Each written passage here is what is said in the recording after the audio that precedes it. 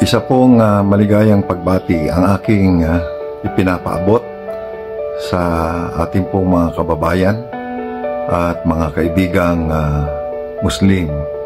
Hindi lamang po dito sa ating bayan, kung hindi maging ang mga Pilipinong Muslim na nasa iba't ibang pong bahagi ng mundo.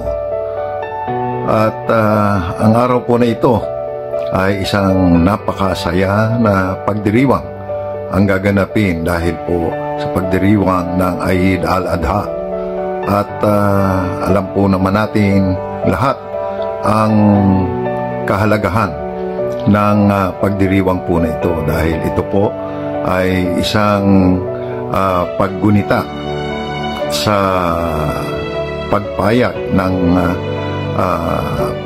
ni Ibrahim na sumunod sa kagustuhan po ng Panginoon na isakripisyo ang kanyang anak na si Ismael.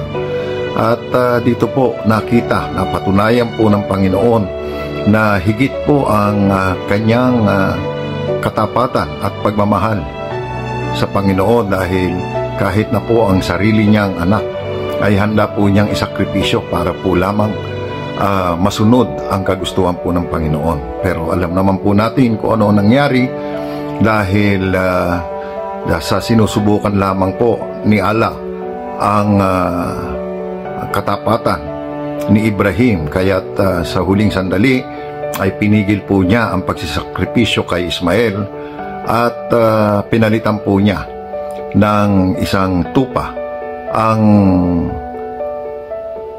dapat sana ay isasakripisyo na si Ismael.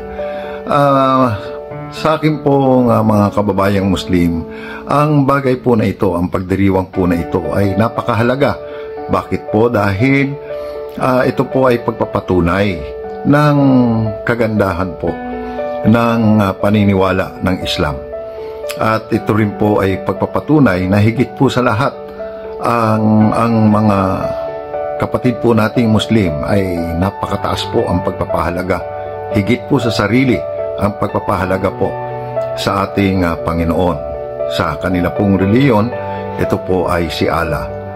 At sana po ito po ay magsilbing gabay sa mahabang panahon para po sa lahat ng ating pong mga kababayang Muslim na ang pagpapahalaga po dito po ay lumalabas din po ang katangian ng pagmamahal. Hindi lamang po ang katapatan, kundi po ang pagmamahal.